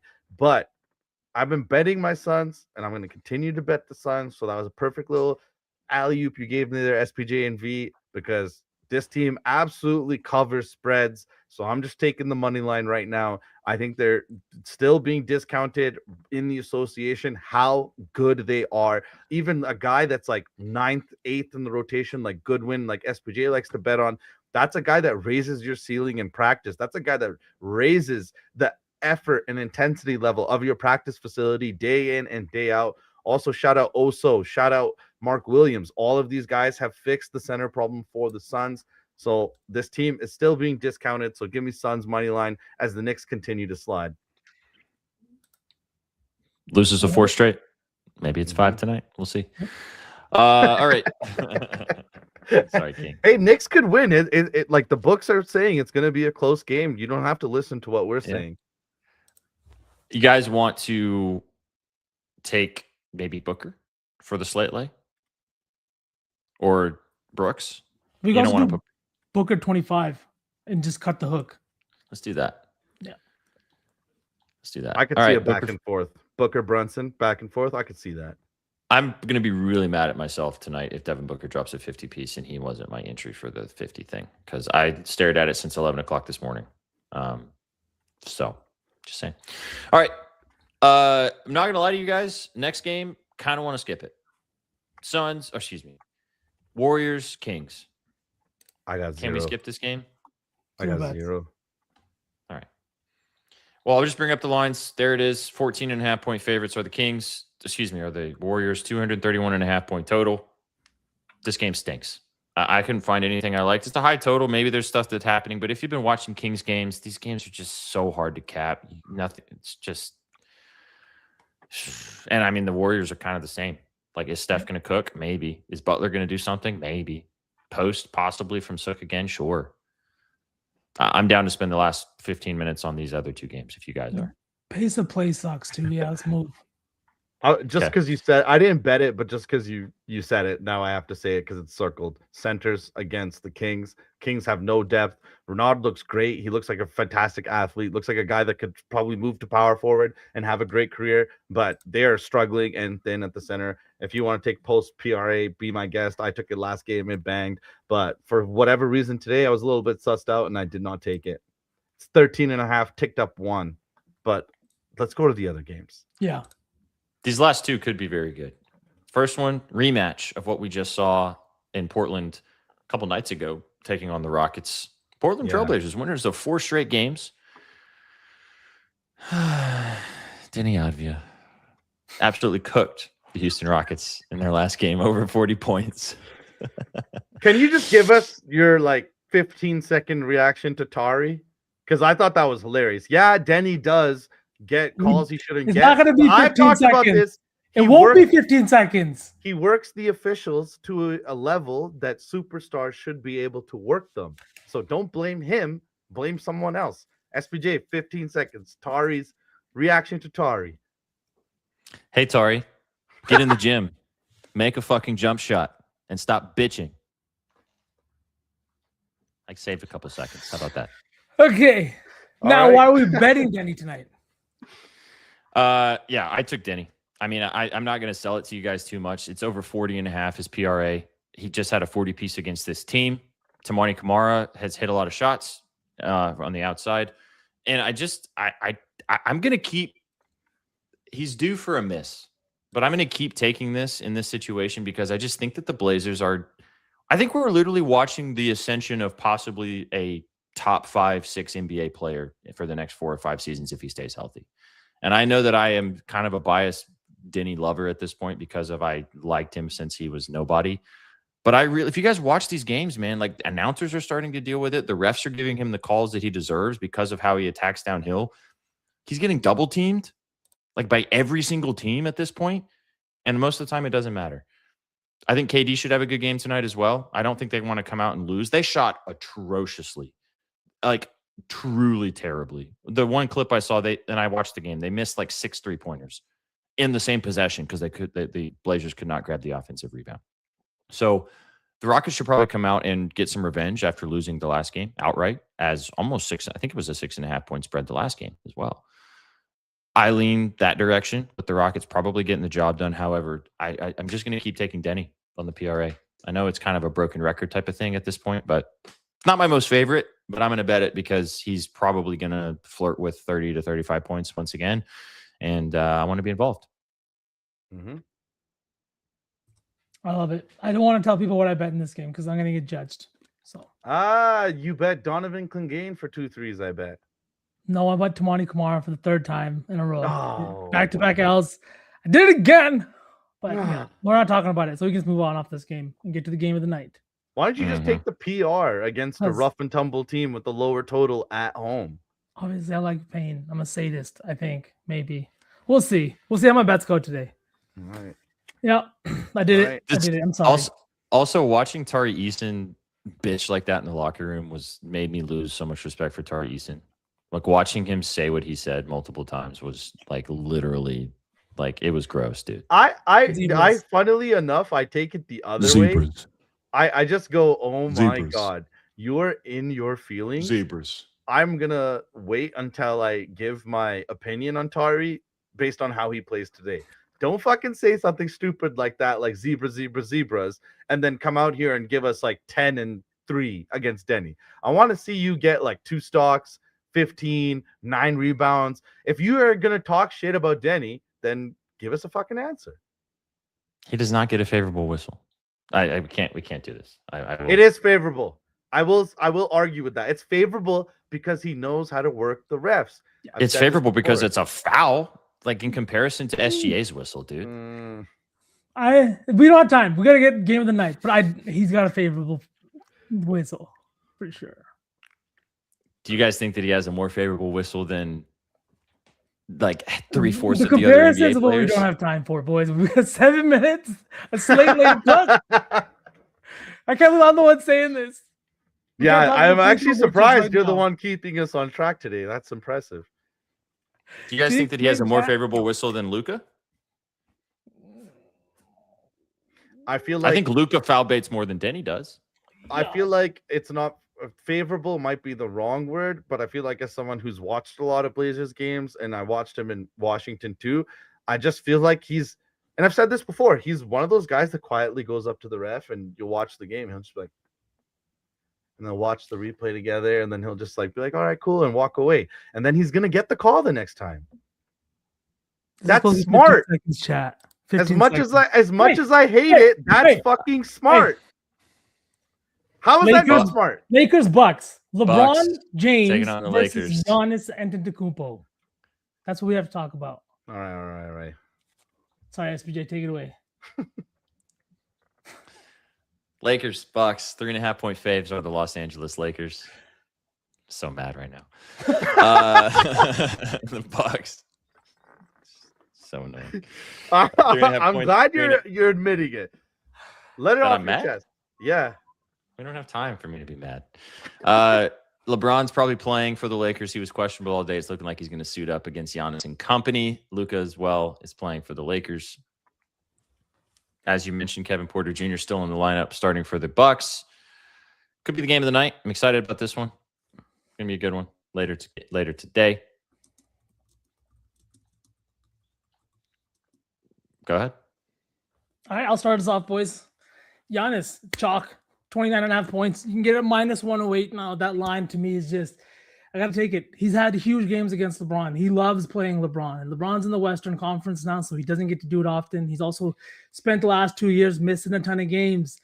It's Giannis tonight. These are the marquee matchups that he lives for. Right after he came out and said, I don't want to be anywhere else. This is where I want to be, whether he wants to admit it or not. 29.5 points, minus 108. I'm all in on Giannis. I liked Ryan Rollins' PRA too today. He didn't get a lot of shots in that last game, but again, it was Giannis against the Kings. Of course, the center, the middle was open. I think it could be a similar situation, but Rollins has been playing really well. He shot the ball well in that game against the Warriors, not against the Kings. But yeah, I'm just taking the chalk. That's all I have in this one. And maybe LeBron PRA. I mean, he gets up for these games against Giannis too. Yeah, I labbed this one. It was a little bit weary, so I didn't take anything official because this Bucks team is a little bit desperate, and this Lakers team has shown a little bit that maybe they're not elite, but the record still indicates that they definitely are. So I don't know. I couldn't get a good grasp on this one, so I just let it go. There's also a little bit of narrative too with the Eurobasket that just happened, right? We had Luka and Giannis both participating in that. Both were the number 1 and number 2 leading scorers of the tournament. I mean, they played each other a ton, right? All this stuff matters to them. I could definitely see Luka having a big game as well. I was going to say, we slandered your one, boy. So talk to us about your other one. Chat, I just want you to know we're getting fired today, but we're going out on top.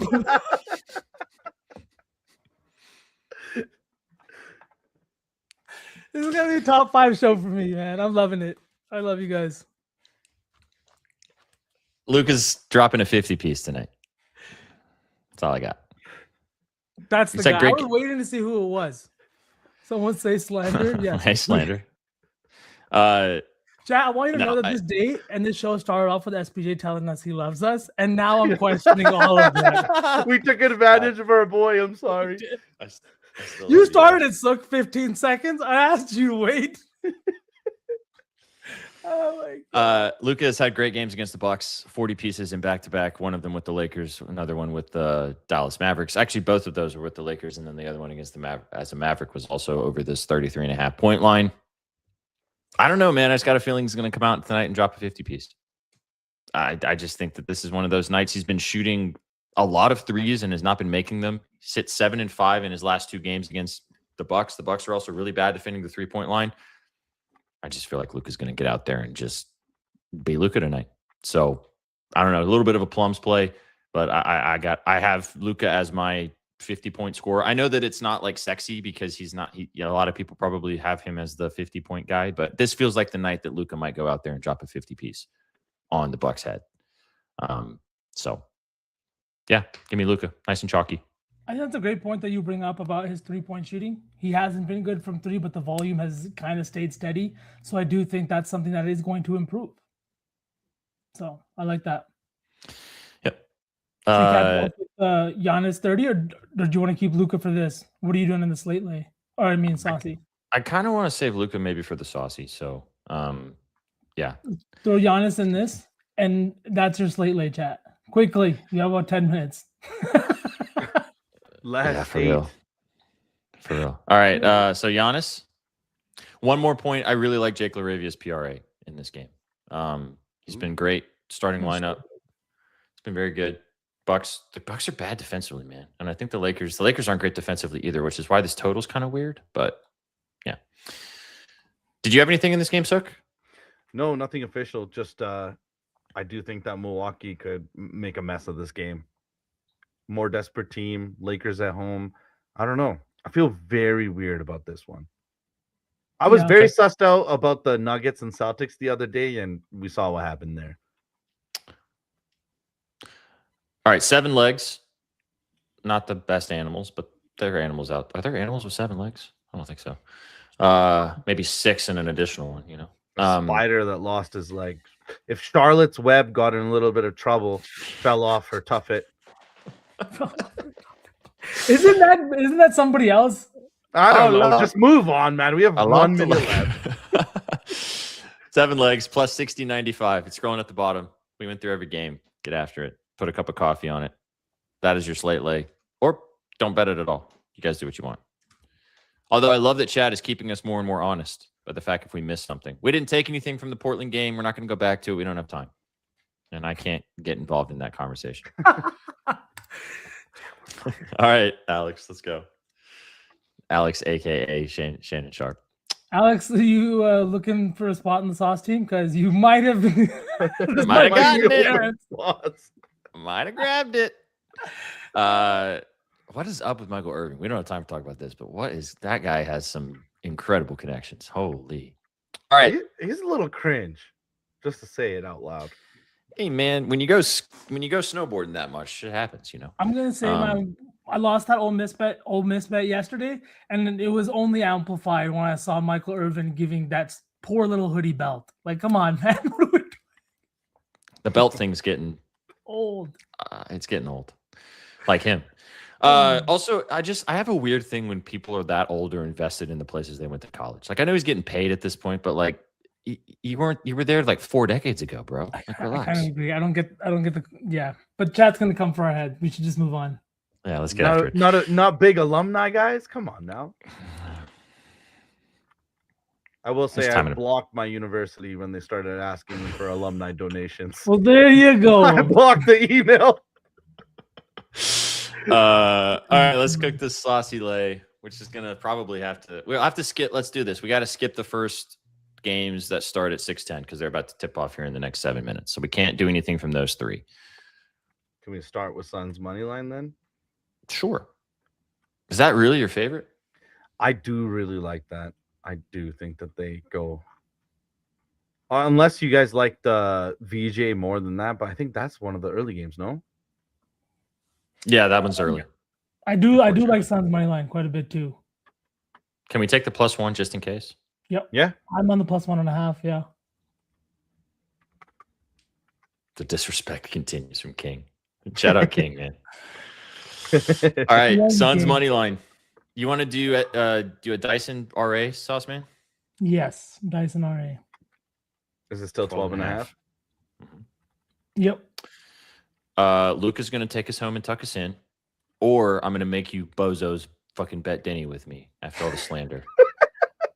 I'm honestly down for both. Like I have no qualms with betting. I feel a little more confident about Luca, to be honest. Let's take Luca. What do we think about Cam Spencer in that Grizzly for the 4th leg?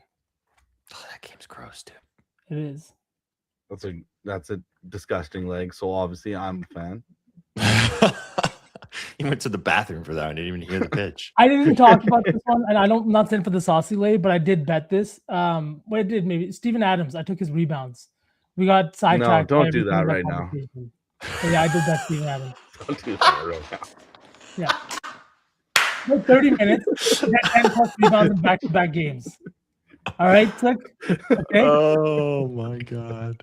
I took him for 10 rebounds. Chad, if this is your first time tuning in, the amount of times that V will literally bring up a prop after almost a 2-hour show that we have not talked about at all for a parlay is pretty much almost every single. Okay, Chad. And a show we prep all day for, so he has his notes. It's almost like he's sneak attacking us. Chad, did I have time to talk about Steven Adams when we were on the Blazers game, or was conversation kind of derailed?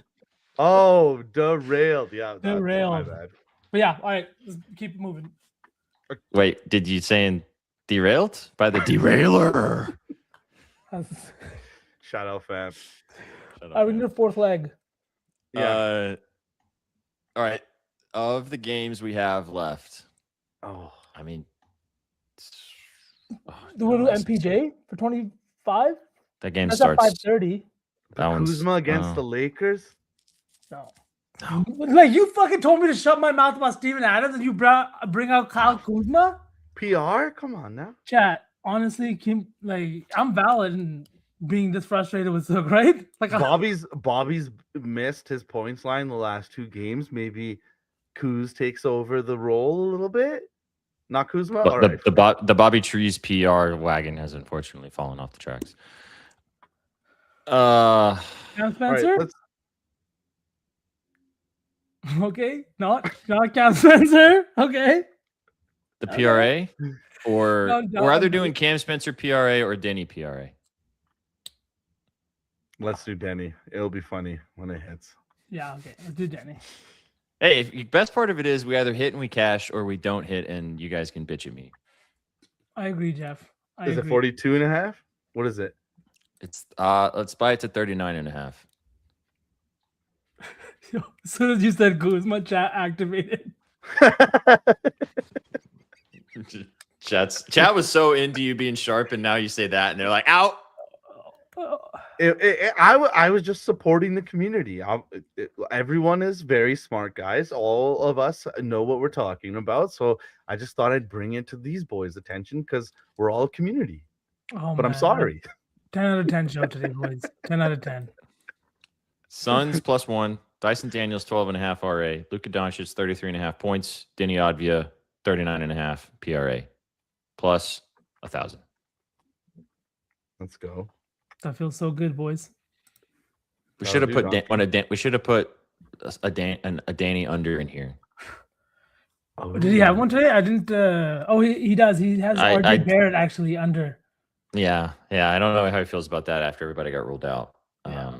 I was deleting them off the banners on the side, and I was like, "Oh, that's fun. I'm on the other side. That's great." Mm-hmm. It happens. Suns +1. Dyson Daniels 12.5 RA. Luka Doncic 33.5 points, and Denny Advia over 39.5 PRA plus 1,000. There is your saucy 4. Let's go back to back, boys. Go back to back. And I do love you guys very much. Oh, I love you too. We appreciate the slander. Chat, we love you guys as well, as always. It wasn't slander. We don't always get along, right? I wish we could argue about this for like a long time. I might, depending on how things get. I got too much work to do tonight, but there will be a time where I will make a fucking PowerPoint presentation on this conversation. Oh my god! It's always, maybe when football's over, somebody can twist our arms to start a Sunday basketball podcast. We'll have to see. Chat, would you guys like watching a podcast of us three sit and like break down tape? You remember that time when we broke down the finals tape? Oh, that was pretty fun. I'd love that. Maybe not even break down tape, just argue with each other in a Stephen A style where we actually are talking about numbers and actual proper opinions and not just screaming and yelling like anecdotes that don't mean shit. Or just yelling the fact that you're number one fucking 40 times on a show. Like brother, that means nothing. You're on in the hospital waiting rooms. No, that sounds terrible. Oh man. I don't think I've seen King in the chat before, but please come back. Please come King, back. come hang out with us on Twitch, bro. You'll be because you can see all of our other chatters in here, and I think you'd enjoy that as well. I think Garrett asked this before as well. So if you guys have any opinions on it, because this is the second time he asked. Garrett, I took Indiana in some parlays. I think that's probably a mistake because I'm seeing a lot of sharp money come in on Oregon, but there's a bunch of guys I respect on Indiana, so that's the way that I went. But the fuck do I know about college? Let's go. Come follow us over here. Yeah, I don't. I didn't bet this game tonight. I have no investment. I'm gonna watch it. Although I'm probably gonna end up watching basketball more because basketball. It might be on my laptop. It'll be on the laptop while the TV has the Grizzlies and Thunder game. Cam Spencer. All right, I'm gonna derail us for one more time today. I do not believe in this multiple screen viewing thing. You guys, what do you mean you're watching multiple screens? How can you even do that? What if both games are live at the same time? What is the point of that? So you can watch multiple things at once. Do you go to a bar and watch one TV? Yeah, but then if I'm watching a game, I watch one TV. I actually do. Sports books? I'll focus. The sports book, I don't go. But I will say at a bar, I plant down next to. No, I will plant down to the one TV of the game that I'm watching. And then when that game is not in action, I'm checking on stats. I'm checking on bets. I'm checking on the timeline. I am immersing myself in that one game. Or I'm bouncing around. But I'm not doing 5-10 fucking screens. That's weird to me. Chat, did you guys also just develop trust issues with Sook? Is that what just happened, chat? Vsauce, you can barely pay attention when one of us is talking. You're telling us you're watching. You're gonna lose, King. You're gonna lose, King Zook. No, I'm just kidding. I agree, but honestly, I think the second screen is just for when something big happens. It's like, oh, I just want to see the replay. You know what I mean? It's not like the one eye one way, one eye the other way kind of thing. It's focused, derailed. You know what I mean? You should know. You should know that, Zook. Sook also doesn't like red zone, so yes, you know. Yes. Oh yeah, Sook calls red zone cocaine of football. The cocaine. I football. did watch it for the last week though, and shout out Scott Hansen to get a little teary-eyed at the end of his call out. We're messing up our closeout today because we keep interrupting SPJ as she's trying to do the housekeeping, but Scott Hansen killed it by getting teary-eyed final week. He was so emotional. People thought that maybe it's coming to an end. I was like, no, absolutely, you can't be. Please, God, no. See, if you're a real football lover, you watch your team hate watch or love watch, depending on how you feel about your team on one screen, and you red zone the other. And then when they accidentally go to your game, when you're watching it and it's ahead or behind, you mute it and you close it so you don't know what's happening because you're watching it live, and then you flip it back over when they flip it back over. Why does that always happen though, right? Like the fucking red zone stream somehow ahead. Like what the hell? So annoying. Well, chat, we send you off into the weekend as we always do, with all the fucking vibes. We appreciate you guys tuning into the All Sauce team today. What a great show it was. Thanks for being here. Give us a follow if you haven't already across all the socials on Twitch and on YouTube. Glad to be back on YouTube. We appreciate you guys for tuning in on the Boob Tube. Sorry we had some technical difficulties over the last week. We're glad to be back with you guys. We'll be back in the morning for Betspresso. In the AM, we'll be breaking down what we saw tonight in the Peach Bowl. We'll be breaking down the NBA tomorrow in the NHL as well. Sauceman will be with us. Danny Burke will be with us as we have two massive wildcard weekend games tomorrow in the NFL as the Bears take on the Packers and as the Panthers take on the Rams. Are you going to bet the Rams, Sook, because you hate the Panthers? I actually don't hate the Panthers. Fair is square. We should have done our job. It'd actually be a lot of fun if the Panthers fuck around and maybe they cover. But if they upset that Rams team that all of a sudden looked pretty mortal second half of the season, we'll have to find out and see. But shout out Jay Dizzle. If he's happy, I'm happy. I will say two things. Staff article coming out tomorrow morning, early in the AM for the football. So if you have not checked out our staff article, we'll have that out for you guys tomorrow morning. We had winning weeks all the way up until week 17. We've had back-to-back losing weeks, unfortunately. However, we still have hit over 60% of our plays throughout the season in our free article for the NFL. We got for that in the morning. Second thing, excited for the show tomorrow. Excited for football tomorrow. I'm also going to the Vanderbilt LSU basketball game tomorrow at noon. Let's go. Hell yeah. Vanderbilt is undefeated and is top 15 ranked right now. So, and I will be sitting most likely front row. So I will, I'll have some picks for you guys from the court after the show in the morning tomorrow. All right. All right now. Let's go. I will storm the court / they'll ask me to make some threes. Splash on. Good after. All right, Rusty. We appreciate you guys. Thanks for tuning in to the All Sauce team. We'll see you guys in the morning. Me and myself. Sook has the day off, so say bye to Sook. You won't see Sook till Sunday. Bye. You guys came for the winners. You stay for the vibes. Have a fantastic night tonight. Bet responsibly. As always, big shout out to our sponsors at Lucky Rebel. We will catch you on the next one. Take it easy, chat.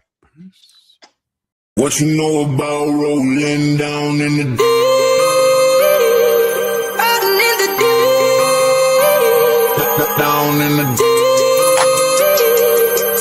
Now I know y'all be loving this shit right here. Rolling, rolling, rolling. What you gonna do?